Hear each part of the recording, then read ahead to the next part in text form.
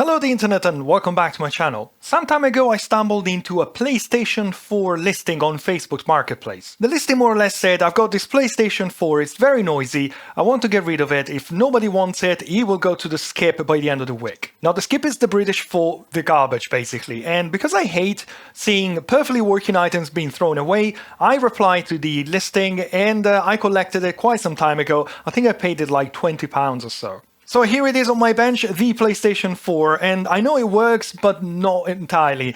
I know it overheats, the fan spins very fast, the controller doesn't work very well, the Blu-ray disc, I think it's not ejecting disc correctly, and I think the eject button doesn't work at all. Besides that, I believe this PlayStation more or less works, it just needs a little bit of attention, a little bit of TLC, and that's exactly what we're gonna do today on this video. So sit back, relax, let me thank today's sponsor PCBWay, and let's have a look at what's wrong with this PlayStation.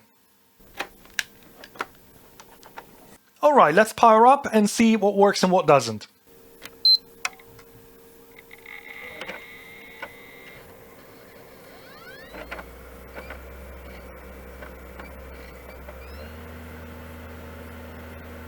The PlayStation powers up correctly. I think I tested it when I purchased it, so I knew that more or less it was working. Now, this is the controller that I purchased with the PlayStation.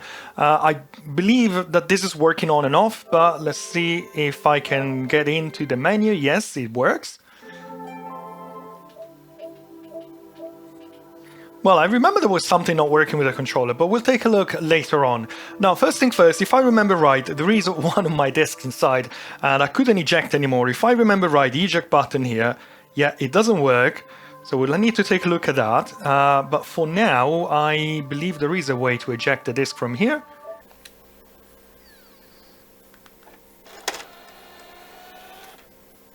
Okay, that's better than I remembered.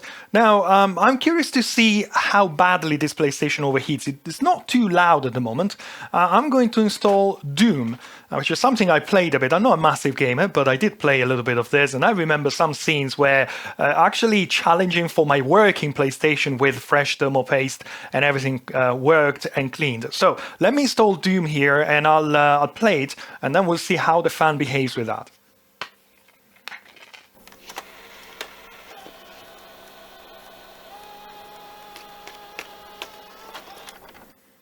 And yes, I did remember that the Blu-ray drive needs a little bit of attention as well, but there's nothing too complicated to do. We'll do that together later on.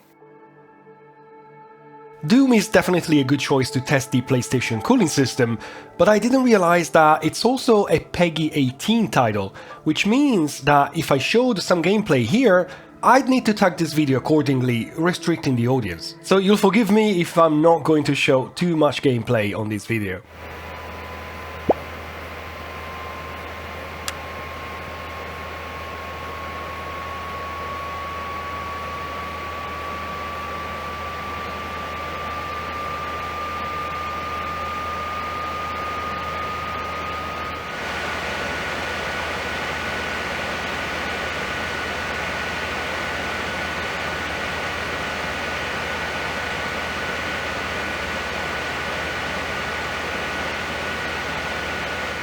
Yes, the PlayStation seems to be working, the trigger on the controller doesn't seem to be working, that I remember there was something important that didn't work, and most importantly, the PlayStation sounds like a jet engine, and also, once again, the eject mechanism doesn't work, and the Blu-ray drive needs a little bit of TLC. But the most important thing is that this PlayStation seems to be working fine. So let's open this PlayStation and let's deal with the first issue, the jet engine noise. So let's give this PlayStation a good clean.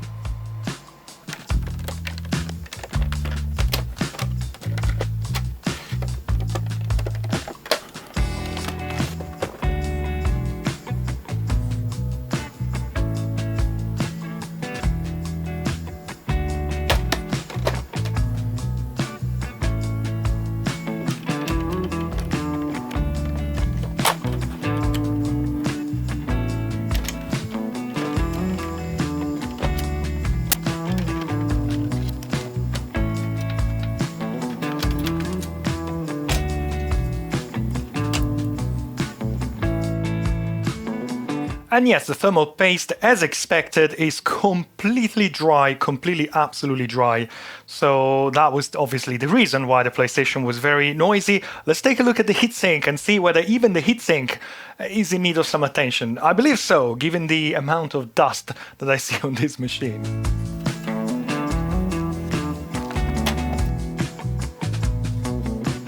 Okay. The usual carpet on it.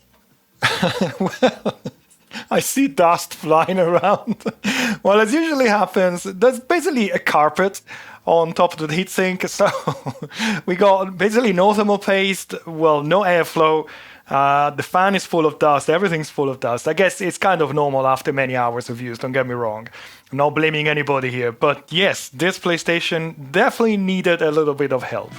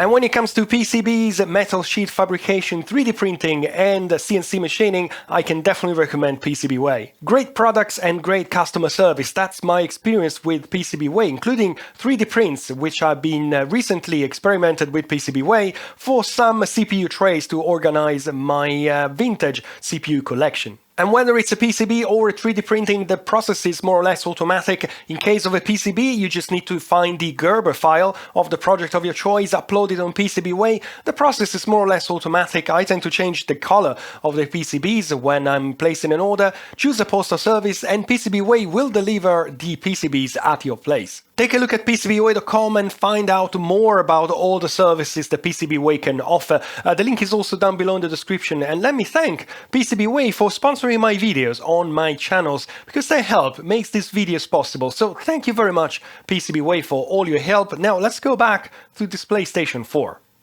Before we move to the Blu-ray drive, let's just give it a quick go and make sure that everything works. 3, 2, 1, go. Yes.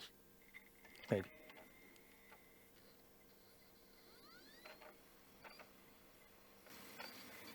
Oh yes.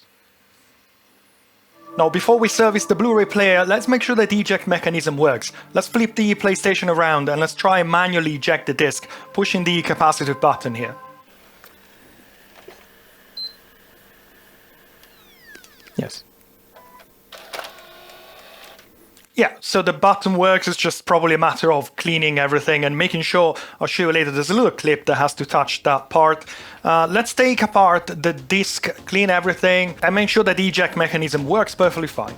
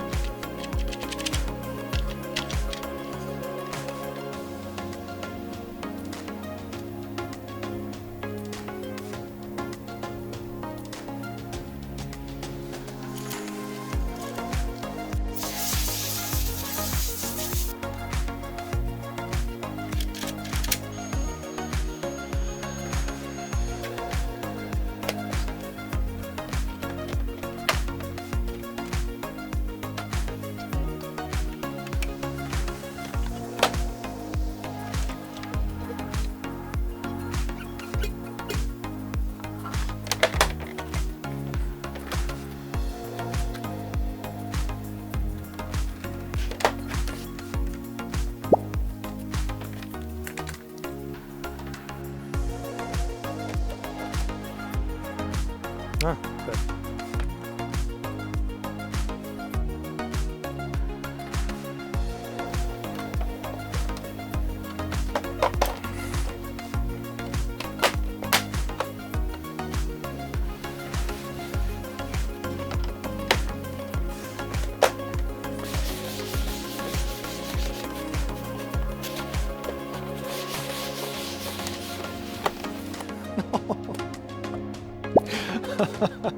Where is it coming from?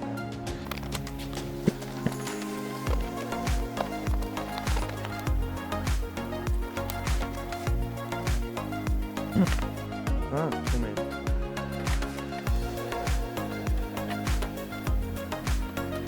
Move.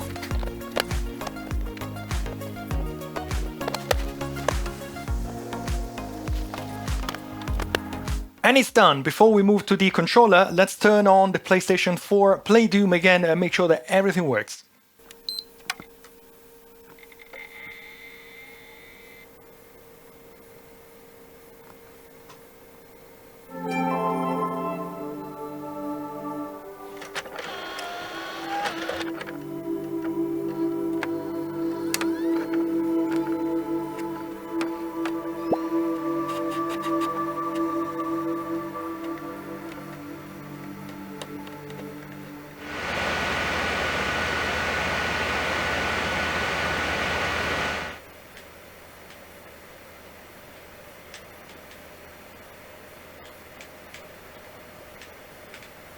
Alright, so everything seems to be working totally fine. I'm pretty happy so far. Before we move to the controller, let's take a look at that eject button. Now, as far as I know, this is bent, and this is the actual position it should be. So let me try and bend it back, and I'm sure it will work afterwards.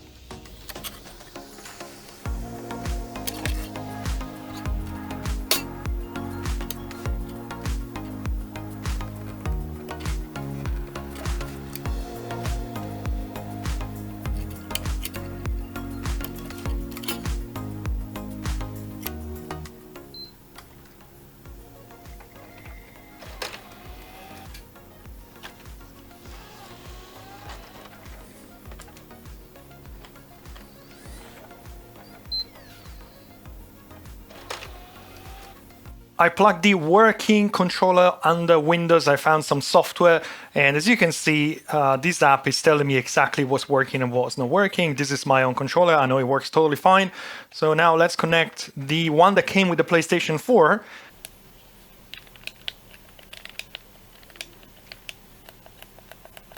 So everything works, but the R2, the trigger here, which is, I would say, the most important button. Everything else is working. I can see that I don't know what's called this one. This is pretty crusty. It's literally just dirty. It needs to be cleaned, disassembled and cleaned. And also I don't know, rubber covers, I don't know how they're called, of the joysticks here, they are missing, which is probably not a big deal. Like, they can probably be purchased, I have no idea. But anyways, everything seems to be working but the trigger. So let's disassemble this controller and let's see if we can fix it. Failing that, I think we might be able to buy a replacement or something. We'll take a look inside.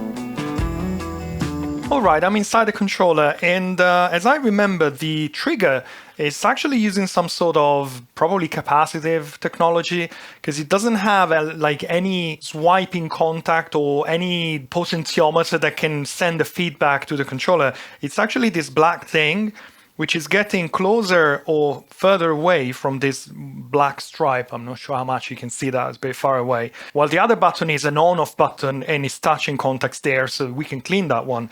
But I think I'd like to focus my attention on these contacts here, which ended up touching this side of the PCB.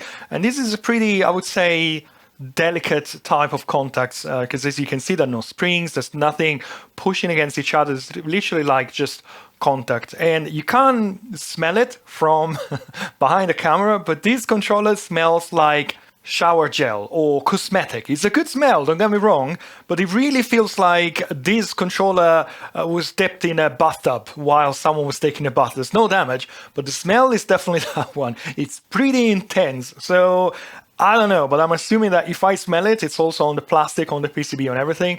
And maybe that's all we need to do. Let me try and clean those bits, and then we'll maybe reassemble it real quick, make sure it works. And if it doesn't, we'll move from there.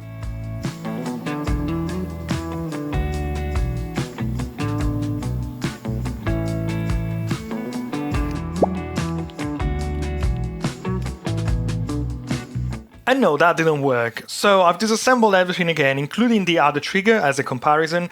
And what I found is basically on a traditional button there, like with the right one or left one, whichever is basically two black stripes close to each other, and this black pad is basically closing the contact, it's closing the line. So if I'm checking here with the multimeter, which is set in continuity mode, I can trace that circuit to pin 1 and another one, for example.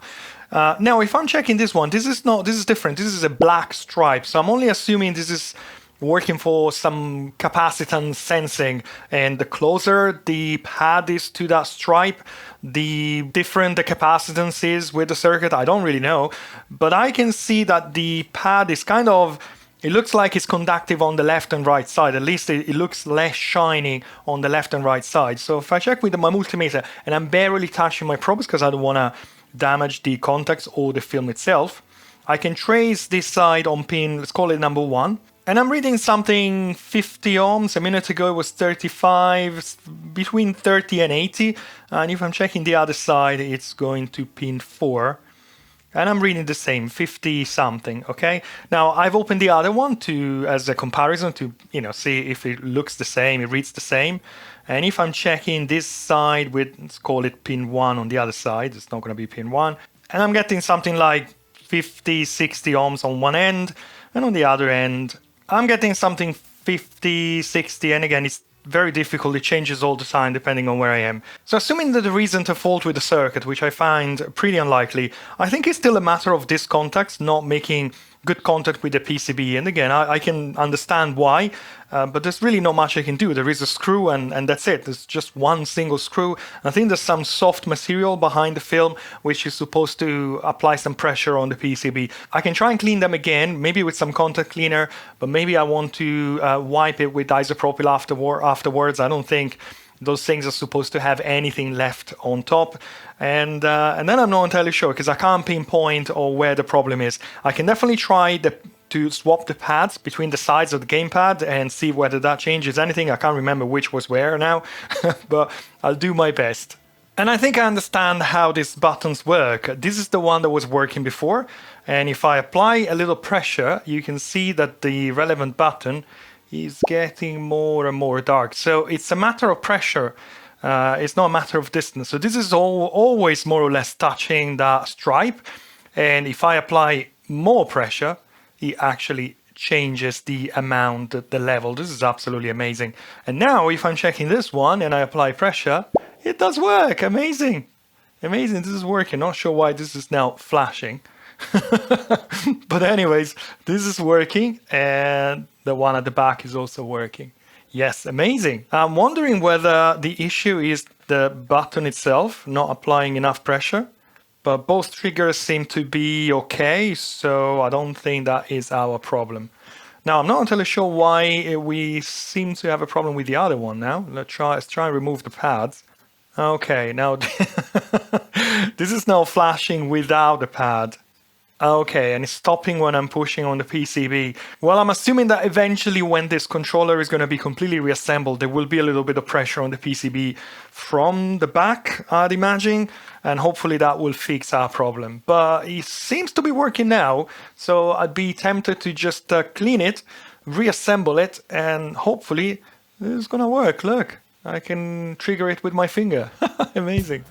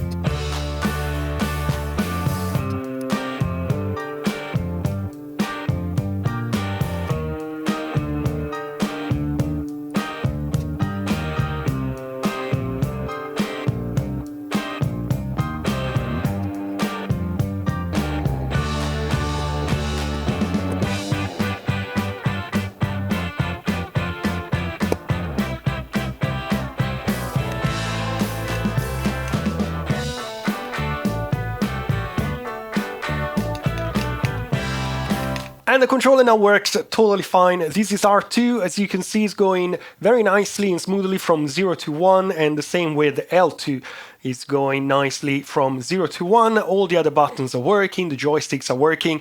It's actually quite nice that with a little amount of money, I was able to replace all the pads of this controller. Well, I guess the PlayStation 4 has been superseded by the PlayStation 5 for quite some time, so obviously all the spare parts have been reduced in price. So super happy with the controller. Last touch for the PlayStation is to take a look at the aesthetic, fix the chassis as much as I can, and then just play something and make sure everything works.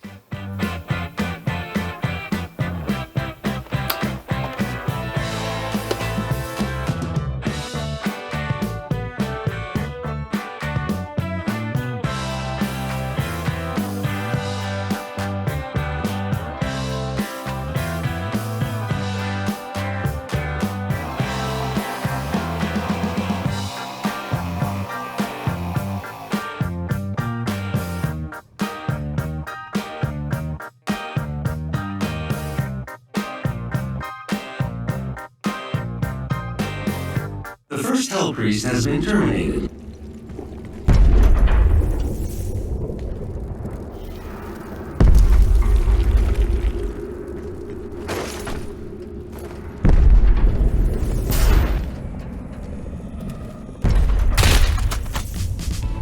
And the PlayStation is done and it works totally fine. Too bad it's a well-used console, so I couldn't really remove the many hours of game the previous owner had with this console. But the guts of the PlayStation were actually in a very good shape, so I'm pretty happy with the overall outcome. The controller is back to brand new, it's completely working, and the PlayStation is now very quiet. And once again, Doom is pretty demanding, and even on my own PlayStation it spins up pretty quickly, pretty fast when playing Doom.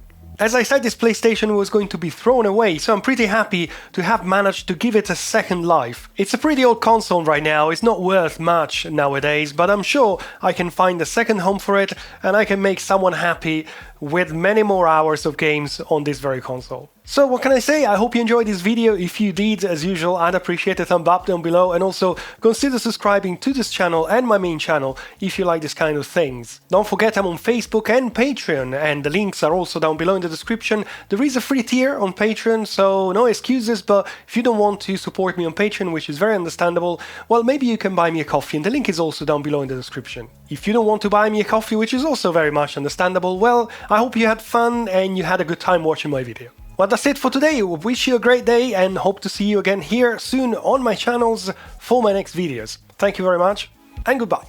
Bye-bye.